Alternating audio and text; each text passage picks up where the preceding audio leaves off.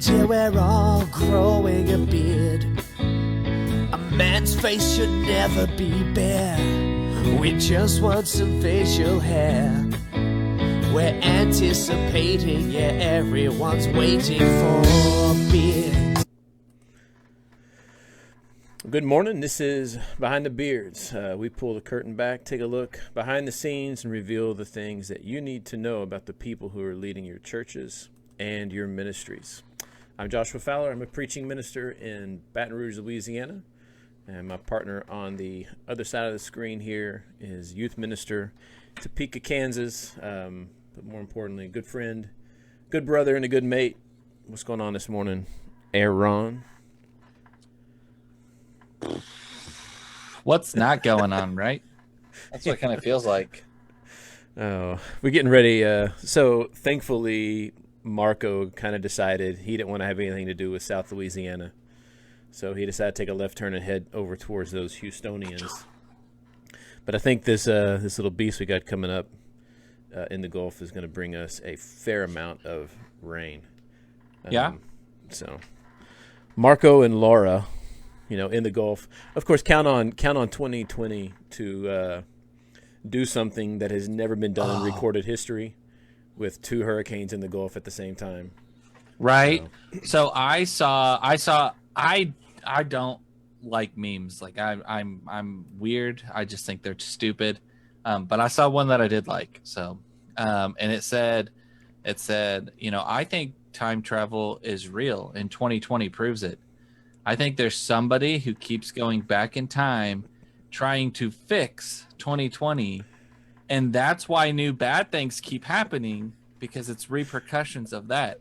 How else do you explain murder hornets showing up, then disappearing? As fast as and they I can. was like, yeah, time travel is real. I get it. Okay, yeah. So it was kind of funny. Oh, the other funny one, was a guy walks into a bar and says, "I'll have a Corona and two hurricanes," and he says that'll be 2020. Right? Yeah. There you go. Man, that's the truth.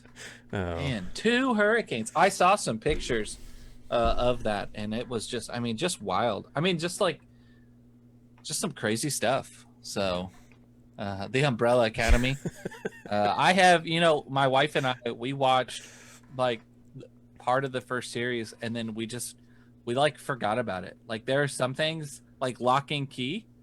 We hear is really good, and we watched 3 or 4 episodes, and then we forgot about it. Like, we go into binge sessions. Like right now, we realized that the Last Airbender Korra was put on Netflix, and since now Sam is starting to have nightmares if we watch anything kind of scary, so that's what we binge watch in the evening right now. So little Avatar. But, hey, having a toddler rolling around the house changes your perspective on things.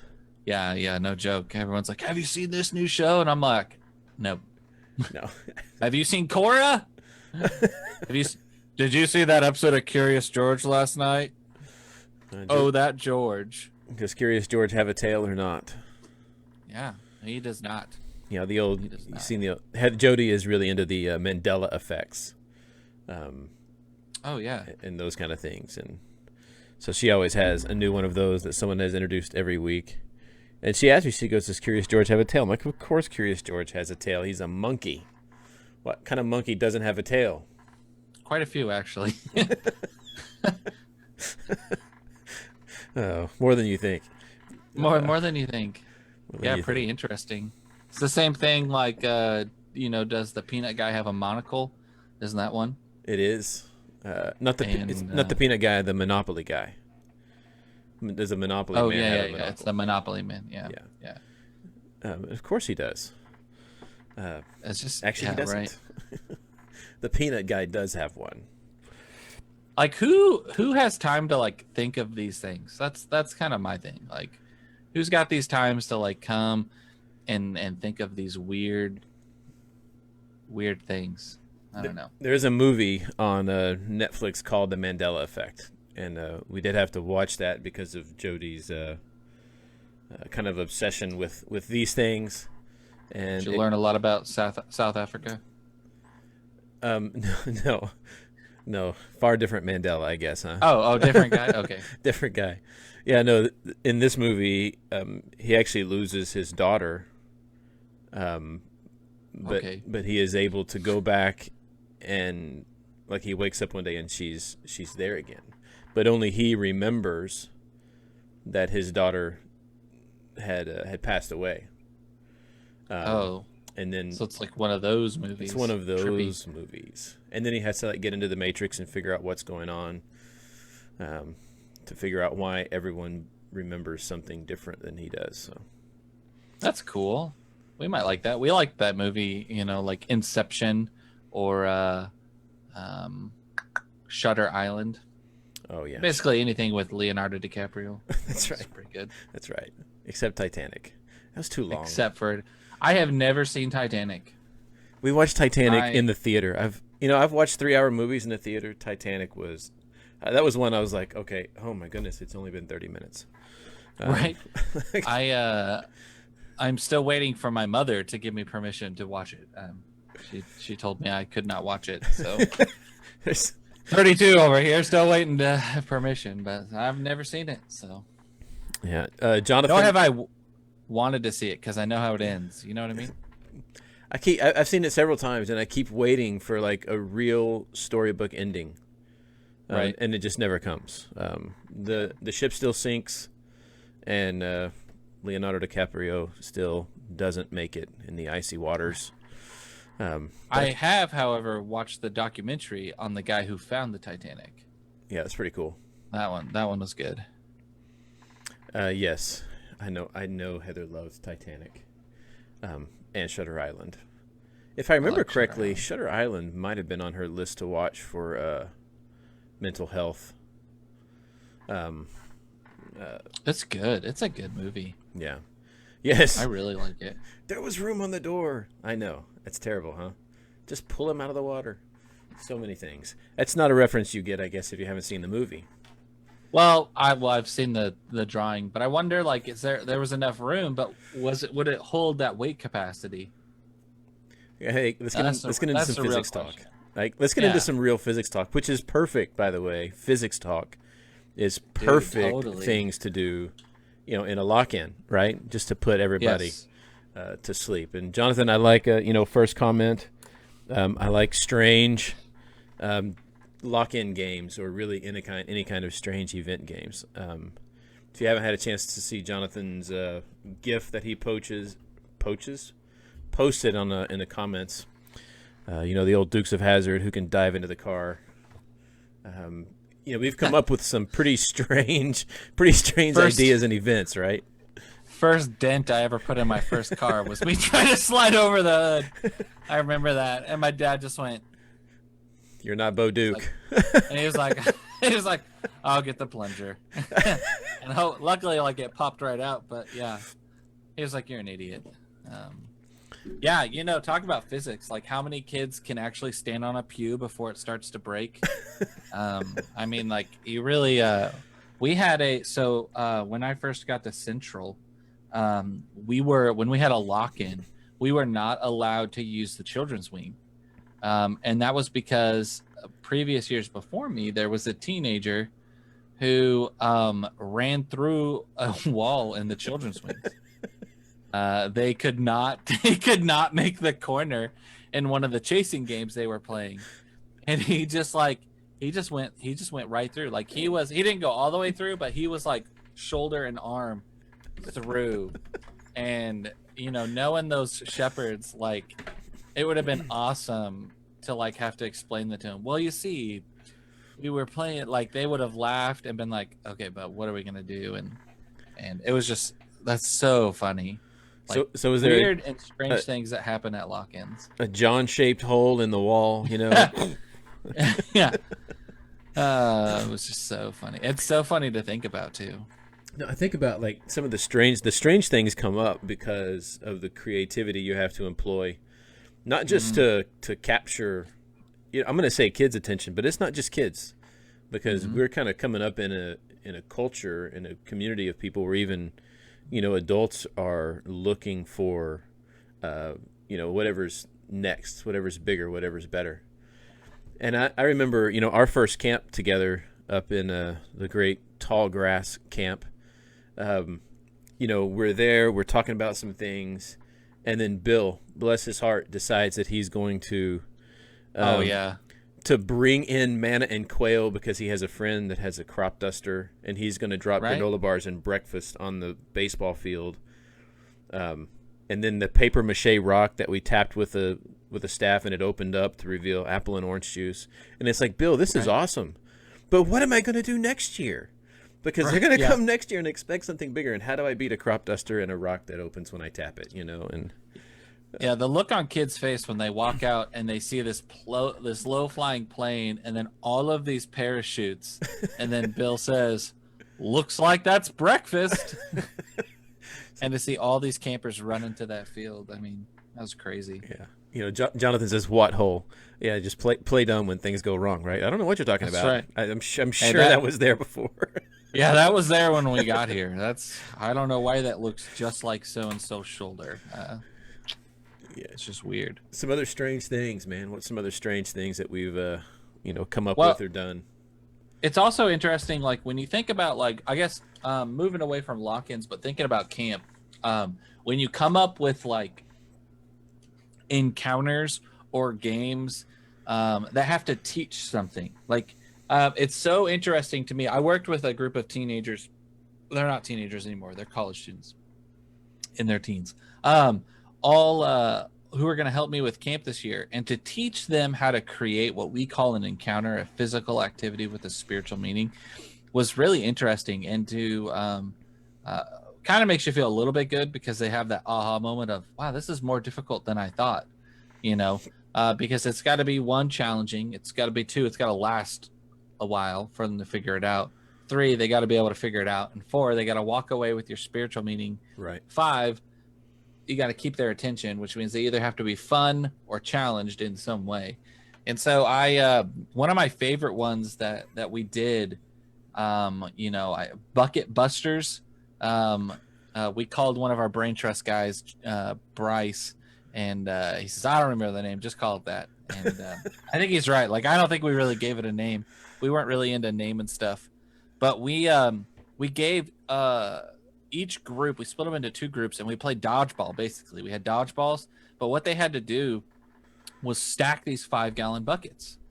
What they didn't know was there was like 2 people on each team who would just keep knocking over the buckets. So their goal was to build a pyramid with the buckets. First team to have their pyramid build wins. So you would throw the dodgeballs and everything like that at the other buckets. Then they had people on their own team who'd be like, oops, I kicked over the bucket, and would kick that over. Then Josh and I would be playing football, and I fell in the buckets one time, or just flat out missed the catch, and it hits the buckets and it goes everywhere.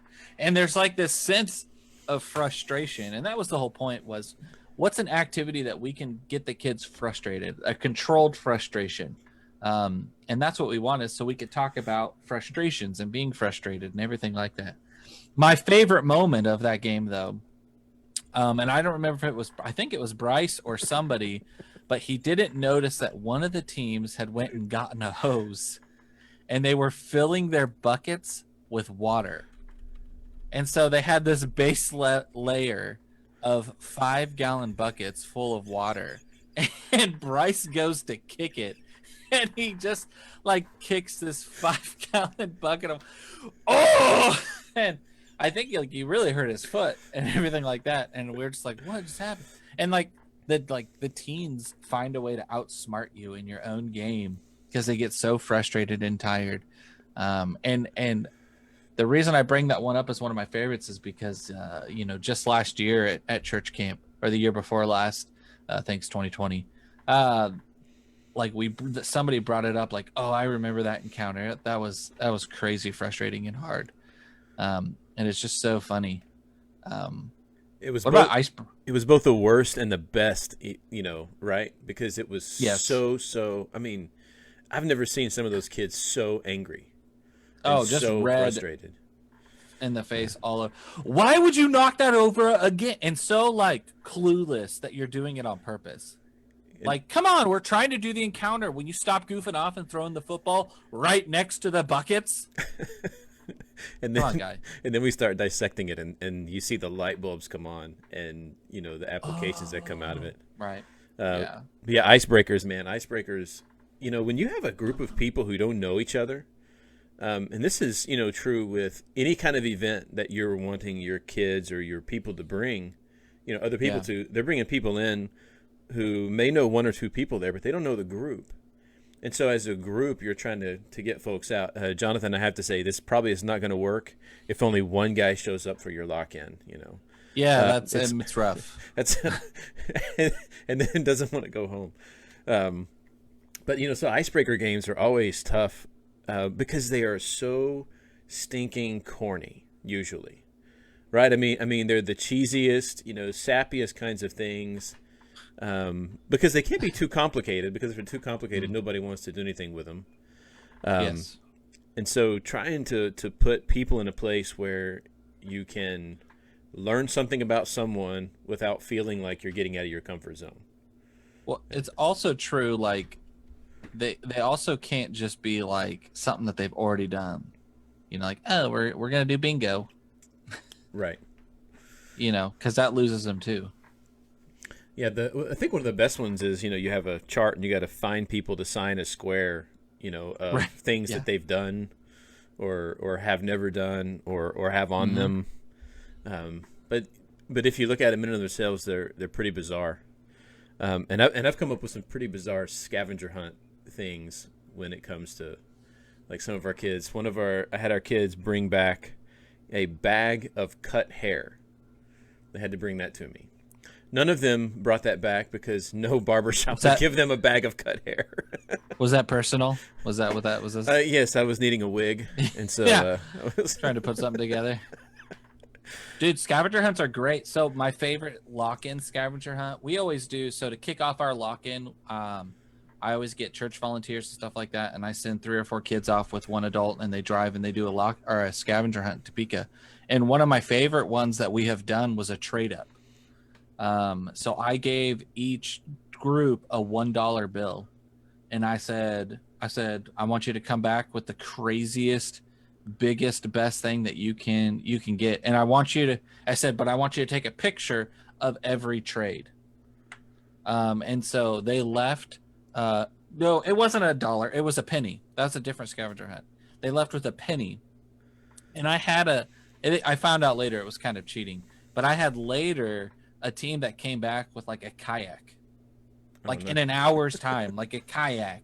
And then I realized that they had known it was the camp board president and he was going to donate it anyway. So they went to his house and traded like a boiled egg for it, and I was like, okay, well, that's less cool. But like the things that people come back with, second favorite was I sent them out with $1 and I said, you have to come back with the most stuff, the most impressive list of stuff that you bought for $1, and you have to have a receipt for every item.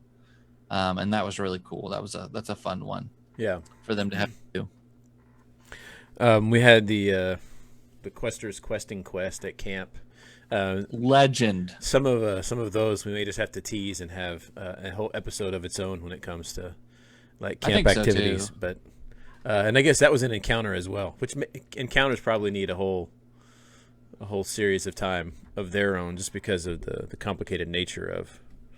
Yeah, and I think we should pull in our buddy Bryce, and we might even do a 2-parter and pull in my buddy Brad as well. Both master encounter creators. Yeah, and for sure. Some of the best ones. Like I was telling somebody, the other day. In fact, it was Monday. Someone said, "How'd your Sunday go?" And I said, it was flat. It felt hopeless. It felt lifeless. My sermon, fell on its face. It was dull and it was completely void of meaning. And I never had so many people come up to me afterwards and say, "Man, I really appreciated that. I hadn't really thought about that. I really needed that message of hope and provision and care." And so encounters are kind of the same way, right? When you get to one and it's like, This is going terribly. Yes. The Spirit shows up and just moves people, whether they're middle school and high schoolers or 40, 50, 60, 70-year-old people in the pews.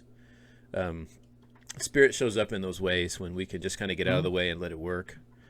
And he does his best work when I'm like, I don't know, man, I wasn't ready for that. I didn't feel it. That's okay. I didn't have to feel it. He did. And so, Right? Yeah. It's unreal. You can sit in the middle of an encounter and be like, this was dumb. This was the worst encounter ever. And then at the end, some kid comes up and goes, changed my life. Like, I get it. That just like locked in. You're like, what? Really? Because I just made that up right now. No, I'm just kidding. Yeah. Some of my best encounters with people have come when I kind of feel that way. And some of the times where I'm like, oh, dude, I knocked that one out of the park. That was awesome. I'll ask my wife, how was the sermon this morning? And she'll be like, yeah, it was good. Not your best. I'm like, really? Come on, man. Right. Like, I was on fire for that one. And so you had a good opener. That's right. Yeah. Thanks. There's the challenges come with some of these things. There's a challenge for all of them, but I think of lock-ins especially. I can't tell you how many lock-ins ended up being volunteers until 10 o'clock, and then it was me and my wife with 30 to 40 kids until 8 a.m. Yeah. So it was like, where'd everybody go? They either showed up and went to sleep, or called at 8:15. It's like, I know I'm supposed to be there for this shift, but I'm not gonna make it. Right. Well, my favorite too is my I don't know what I was gonna say. Oh, is like people be like, Aaron, it's just a lock-in. Like, yeah, I'll come and help, and then they'll do fine. And I'll be like, yeah, because we do a lock-in from 7 to 7, and when that thing hits 6:59, you're in your car and headed home. Right. Like, I'm the one. Like, do you not realize that I'm the one that like stays till 7:45 because so and so didn't come and pick up their son? They're like, oh, that was over at 8, not 7. Like, okay, well, I'm exhausted and I'd like to go to sleep. I'm the one. And so you got to clean up. You've got putting stuff away. You've got all this kind of stuff. I mean, there's a lot of work that goes into it, and I'm not complaining about the amount of work that it takes to put on an event, but sometimes people think like, oh, you just show up and then you go home. But as a youth minister, like you're worried about your chaperones, right? Like it's really crazy how at a lock-in, you're worried about the chaperones, you're worried about the teenagers, you're worried about the schedule, the events. There's an ebb and flow of a lock-in, right?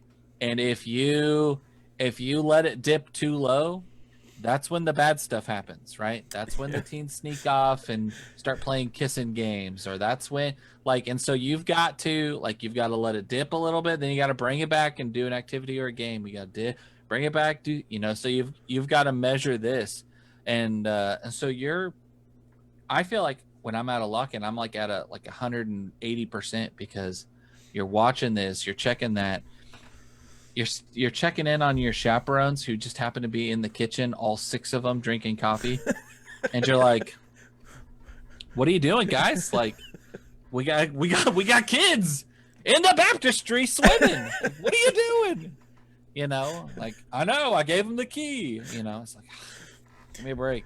Oh, and you're also worried about the building, right? I mean, because you're the people who are, your leaders, your elders, your shepherds have kind of entrusted you with this, and so you're concerned about like, no, yes, we can play hide and seek, but no, you can't climb to the top of the shelves in the library. Right. Yes. And you're going to get another little dose here now that you have a little one in your house, because now then when you get done with the lock-in, you can't go home and sleep because that toddler's not on the same schedule. And he's going to be saying, hey, Dad, guess what? I still have things to do today. So, that day after, right. That was impeccable. My favorite was we had a dart war, we had a Nerf war, and like Sundays after, semi-angry older people walking up to me and saying, I think this is yours. Where'd you find that one? Finding darts all over the church, all over different times for like weeks after the lock-in. And you don't realize how many places there are for kids to go until you have a lock-in. And you're like, I didn't even know this room existed. How did you find it? How'd you fit get in there? out of here. That's crazy. Yeah. Always on alert. And, everybody wants to come in and they want to crash. So they bring their sleeping bags. Like, why are you bringing your sleeping bag to a lock-in? If you want to sleep, if you want to, to lay down, stay at home. This isn't a time for sleeping. This is a time for, we got some things going on here. Yeah, no, I'm trying to figure it out. The L word. So am I. Alan Middleton, what do you mean by L word? I'm sorry. I'm totally lost. Oh, lock-in. Lock-in. Oh, smart man. Oh. I love them though. It's I have so much fun with them, just because they're so unique. And one of the things that I really loved doing was having like a 4 a.m. Devo, when kids have been up all night and they've been going, and it's kind of similar to kind of the last moments of camp, because they're so tired. They don't have the energy to keep those walls up. And you can have some really, really powerful discussions, in those moments when those walls are down. So, yeah, I agree. One of my favorite things, this is a tradition, and I think for every church that I go and work with till the end of time, I want to bring this. We do a thing called coffee breath, and about 2 a.m. in the morning, we try to put on the worst talent show on the face of the planet. And you come up and you do like your worst talent, whatever it is. Sometimes like they're like, oh, I sing, and they like sing a really good song, or they play an instrument, or they do something. I had one teen who had just like a very unique personality, and his magic shows at a lock-in were legend. Like, they were so good, and they got so much better at 2 or 3 in the morning. Jokes are funnier. That's right. Jokes are funnier. You perform better. Those walls are down. It's fine. And so that's usually when I bust out the coffee and I allow teenagers to have coffee at a lock-in. They're like, I need my coffee. And I was like, why? You just downed 2 liters of Mountain Dew. Like, pretty sure you got enough caffeine going through your system. Dude, my worst experience ever, maybe in an event ever, was that lock-in we did at the end of the summer. We had a Wednesday night. All the kids came to Bible class at 151st Street. And then immediately after church, we started that lock-in. And then we woke up on Thursday morning and took 100 kids to Worlds of Fun in Kansas City. Oh, no. And then you and those guys met us up there with a bunch of kids from Topeka. But I had kids from Topeka, I remember that. Gardner, Emporia, all at the church there. And some of your kids had come to our lock-in. Yeah. And then we meet there at Worlds of Fun. Oh, my goodness. It's bad enough having to go home and do some housework after a lock-in. But being responsible for 60 to 70 kids at an amusement park, people would miss check-ins, and I would find them sleeping on benches. Like, I remember John Michael Fields, I have a picture of him and Dylan sitting on a bench in the middle of Worlds of Fun, just passed out asleep That's awesome. as we're waiting for people to make a check-in. I love amusement parks. I don't think I rode 2 rides that whole day. I was like, nope, I'm going to sit here and watch kids. I'm just looking. It was brutal. You should try getting salmonella and going to a amusement park. That sounds pretty bad. My friend, was the first time that I have ever left a youth event was getting salmonella, and thinking that I was well enough to go to Worlds of Fun, sitting there in line going, I don't think this is a good idea. This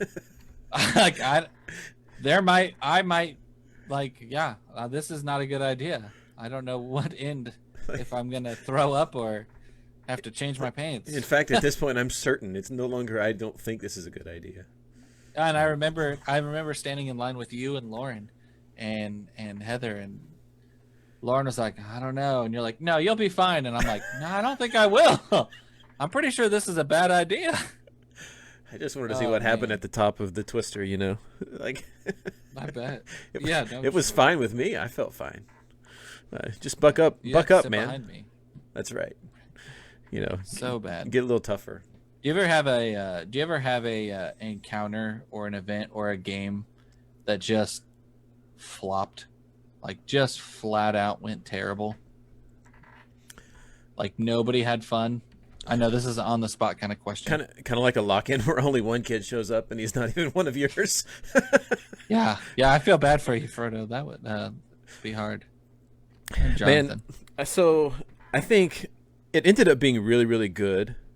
But So it doesn't fit my question. no, I mean it was good because I mean it ended up being good for my kids. But we had a retreat and we had all kinds of people lined up to come in. I had David Bowden coming in. He was going to do some spoken word poetry for us. And we had a threat of snow that weekend in Kansas City. And where I had, 200 kids supposed to come in for this thing, I ended up with about 15 of my own who were there for like a Saturday only instead of all weekend kind of a thing. And so I've got food for 200. I've got people lined up to hold kids. I've got David Bowden coming in, and I've told him, hey, you're going to be, speaking to 200 kids, and I've already kind of paid his fee to come in. I've got all this stuff, activities and everything lined up, to have 14 kids in an auditorium. But they loved it because, they got to sit kind of at the feet of somebody they had really looked up to. Sure. And talking to him afterwards, he goes, no, it's cool. He goes, I speak to like big groups all the time. And so having a intimate gathering, he really enjoyed it. But I'm sitting there going, yeah, but come on, man. And we ended up getting like no snow. It's right. Beautiful outside. Over in Kansas. Yeah, right. And so we're going to get 12 inches. None. I want snow. 40 inches. All the preparation for one of those youth rallies to to have like 12 kids, and I hear you. So I mean it was not what I had designed. It ended up being okay, but just so much work and preparation, kind of going into something like that. And yeah, I feel for a lot of those folks that are having to deal with some of this with COVID. Although Justin, yeah, okay with it, taking out the lock-in. I was gonna say, like, is that a blessing from God? No, sorry, we can't do a lock-in. We are doing a lock-in, but we're gonna do it social distancing. So, stay up all night at your house. Turns out, like, I actually thought about like trying to do that, like trying to do like a watch party movie night, with my teens and be like, hey, let's watch movies, and we'll be on Zoom and watch movies together and stuff like that. And there was like so minimal like interest. Like there was I mean, I guess that'd be kind of cool. Yeah, no. So worst experience ever. We did a winter retreat, and this was such a bad. Like I know you're laughing because you know what I'm going to talk about. Like this was such a bad idea, and I don't know why I thought it was a good idea. I think it got across the point. I think this is really important too, youth ministers. Okay, sometimes you can get the point across, but was it worth it? And so we were doing this theme thing, and so the encounter for the evening was I had staged these kids to be able to like the whole point was that I got fake mad at the teenagers. And I just I drilled them. I pulled them all up. I had them all sit on the ground instead of sitting in chairs. And I just let them have it. And I think it was I had gotten a powdered donut from the kitchen and I had left it on the chair upstairs. And then I sat on it. And so I was like, there's donut on here. There's donut on this chair. This chair was donated from a founding member of Tall. That was a lie. It was some cheap chair, and I just drilled into these kids. And I said, we have told you numerous times not to, anyway, gave them this whole spiel, sent them all to their cabins, said, we're done for the night. You're lucky I don't send you guys home tonight, and have your parents come pick you up. Kids were actually I got apology letters that were half written because in their cabins, there were other kids who were supposed to say, hey, we can't let Aaron take away our winter retreat. Let's go outside and have a devotional, he can't stop us from having a devotional. And the whole point was like that I was supposed to be like Satan and telling you that you can't do this, and then but God sometimes whispers to us and says, no, you need to go and you need to do this, and sometimes you have to break the rules in order to be a Christian. You have to be outside of the norm. Terrible idea.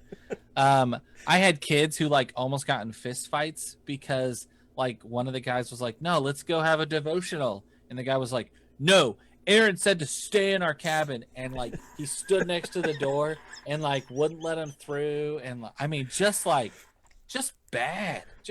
I had chaperones who were like, I don't know if this is gonna work, and then afterwards I find out they were like, yeah, this really didn't work, and we're not coming back to camp if this is what you do.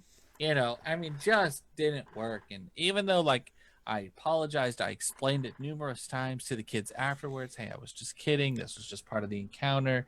This is the lesson, yada, yada, yada, all this kind of stuff. Just flat out bad idea. Never will do it again. Deleted. I think I actually went to that winter retreat paper and deleted it off of there. Been like, if I ever go back and refresh and redo this retreat, I don't even want this to be an idea in my head. I don't ever want for me to think that, with time, maybe that was a good idea. I just executed it poorly. So let's give it another shot. No, I executed it perfectly. Oh, it's so hard. I think about, Poor Man Sumo. The best part of Poor Man Sumo was going around town trying to find all the supplies for Poor Man Sumo, and also having what do you need that for? And also having a little bit of wrestlers headgear, thinking that was somehow going to be protective with Devin, maybe an actual sumo wrestler in our midst. I was about to say, do you remember that 300-pound recruiter from York? I love Devin. Big guy. He took no mercy on anyone that got in the ring with him, though. Anyone. And, I think... sent this kid flying. rolling down the hill. Are donut this way, and they were rolling like this. So there's a lot of things, that it's like, this is good. Oh, my goodness, this is not good. So many of those games, too, the competitive nature of people comes out, and it's not just kids. Sometimes it's the competitive nature of, adults and chaperones, and even our, counselors. Where it's like, we can't, if they're seeing the competitive coming from here, we're playing tall ball for a reason. Right. How are we arguing over an umpire's call when we're using tennis rackets, baseballs, and the bases are hula hoops? In grass that's too tall to see anything. And so it just, some of those things, it's like, oh no, this is going to be really good. It's going to be, bonding, and we're really going to get galvanized behind this. And it just turns into an argumentative, competitive mess. That's something that people don't really you don't think about that, especially if you're the one in charge or the youth minister. You think about camp just being all fun and games and stuff, and you have a lot of fun and you have a lot of games, but there's so much mental managing that has to go on, because you're playing tall ball, and all of a sudden you have a counselor who's getting too aggressive, too into it, or how do you go from being the umpire at tall ball, getting yelled at by counselors, by even maybe elders that have come out for the night, being like, oh, that's a bad call. And you're just yo, first off, this is church camp. Second of all, I got to go lead worship right after this. So, how do you, some people to me were like, why is there a gap between that and worship? And I'm like, because some of y'all need to take a knee and pray and cleanse yourself before you go and worship God, because it's getting ridiculous. Yeah. And, for me in that moment, I took myself out of, the actual competitive part of the game, because I know how competitive I get, even at tall ball. So it's like, you know Oh, what? yeah. I just can be here and I can just be the mediator because I know where my weaknesses lie in those things. Like Heather and I play Settlers of Catan, and we play in the living room. She's on her computer. I'm on my phone. And even a board game as silly as that, like I pride myself on my winning percentage at Settlers of Catan. Like I just don't get beaten very often. And I don't get mad or angry or upset, but Heather will tell you otherwise. She will say, yes, actually you do get quite angry at some of those things. Like, hey, there's a difference in anger and competitiveness, babe. That's right. Not for her, there's not. She reads it that way. You know, it's so like we do camp wars at camp, and most of the kids always ask, why are you never on a camp wars team? And I was like, because I know who I am when I'm on the field. There's a reason why I took myself out of competitive sports in high school, because I did not like who I was when it came out. It reminds me of having like a 6'4" recruiter from one of these colleges, boom, slamming down on like a 4-foot junior high girl in volleyball, where the net's already sagging. Right. Hey, Justin, my wife wins at a lot of things, but just not Catan. Catan is my realm of domination in our household. Do you have time to lose, Josh? Do you have time to lose? That's what your wife just says. Yeah. Hey, you have time to lose. That's the way we get Lauren started. I'm in a tricky pickle because I like to win, and I win pretty well. But like Lauren, my wife, she doesn't want me to win, but then she doesn't want me to let her win. So I have to lose without her knowing that I let her win. It's a victory all in its aim. All it's the same. Competitive Aaron Partlow is my spirit animal. Thanks, Adam. That's true. Oh man, that's like he's talking about college D2 Kappa basketball. That's right. That's right. D2. The most competitive costume basketball I've ever played. Oh man, there is It's a whole episode right there. There is so much that goes into these things, and we kind of started out talking about some of those really, really strange things. Lock-ins, being kind of the leading factor or the leading competitor of strange things. Like, who in the world thinks locking 40 kids in a building overnight with 2.5 chaperones? Who ever thought that was going to be a good idea? And Right. think about all of those, just the very unique ways that we really struggle to engage people. And like I said, this is not just about, we've talked a lot about youth activities because our youth do more activities.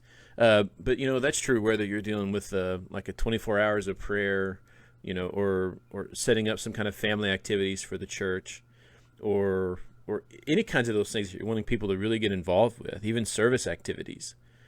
You try to come up with those ways that just kind of set it apart from the other things that they have going on, to be a unique way for them to not only engage one another, but to also engage the spiritual aspect of the things that we're trying to do. Almost like life, we're living life as a parable, of Absolutely continuing to find those spiritual applications for all the things that we do.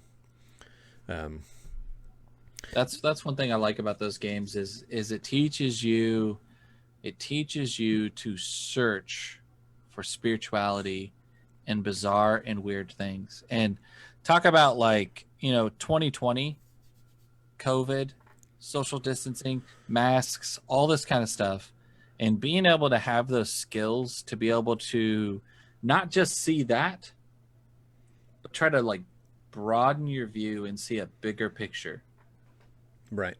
God, I believe God does not cause everything, but I believe that God uses everything. And so what is God calling us in this time to use? An encounter for me, I'm trying to instill and teach teenagers to look for God in ordinary or strange things, and to find where God's at and how he's working and pull into that, and how important of a skill that would be right now for a lot of adults and people with what's going on in the world today. You know, hey, where do I see God, and where can I work? Like, obviously I see this, but how do I move past that and see the bigger picture? Yeah, one of my episode ideas is, where's the lesson? I kind of like that as a recurring episode, because like if we're watching a movie or doing anything, my family is always looking for the one thing that I'm going to use to teach them about something. Right. And usually, we'll be like in a movie or watching, and like someone will say a line, and my wife or my daughter will say, "Was that the one? You're going to use that in the sermon tomorrow, aren't you?" Because everything can turn into that teachable moment, that teachable thing. Justin sounds like a pretty wise dude, starting his lock-ins at 9 at main event. Some things I could have used back in the day. Go ahead. You have a friend? Yeah, that's pretty smart. Well, I was gonna say I have a phrase. I wish I had a friend. Oh yeah, right. It just made me really sad. Your friends, we have a phrase. Yeah, all my friends left. We have a phrase. Hey, there's a Devo there somewhere. Right. And I always, like, on these short Facebook videos, sometimes I'll be like, can I save this and use that for a Devo? So I actually recently just posted one to a youth ministry like Facebook thing, and I was like, hey, this would be a fun game. Talk about things that flopped, like seen by 105, commented on by 0. I was like, hey, when you watch this, what's the Devo that you get out of this? Biggest flop ever. So that was a little rough on the morale, but it's okay. We need those to bring us back down to earth, I think. True that. Well, brother, I could sit here and talk to you about some of the strange things we've done in ministry all day long, but I think we're running a little short on time, so I'll just say, those of you out there, I appreciate you being here. Look forward to seeing you guys. There's a lot of weird things that we do, and these kinds of ways of connecting, not just to friends of mine who are in other states and places, but connecting to ministries and ministers and people all over are some of the things that I really enjoy doing. So I appreciate your time. I appreciate you joining us. You got anything else before we sign off? That's what I got for you guys. It was a good cast today. Good podcast. I'm glad that our internet's working better. I'm glad that we had a lively chat. I appreciate you guys all being here, and we want to close out the same blessing that what we normally do. We want to thank you guys for being here. We also want to remind you of Galatians 6:9, and then this is really important, especially when you think about what's going on. Is don't grow weary in doing good. It's a heavy world out there, and there's a lot of burdens. There's a lot of stuff that kind of can weigh on us, but don't grow weary doing good. This world is messy. Life is messy. So let's allow Christ to use us today and this week and do something different, something good in his name. I'm Aaron. This is Josh, and we'll see you next week on Behind the Beards. Till we're all growing a beard. A man's face should never be bare. We just want some facial hair. We're anticipating, yeah, everyone's waiting for a beard.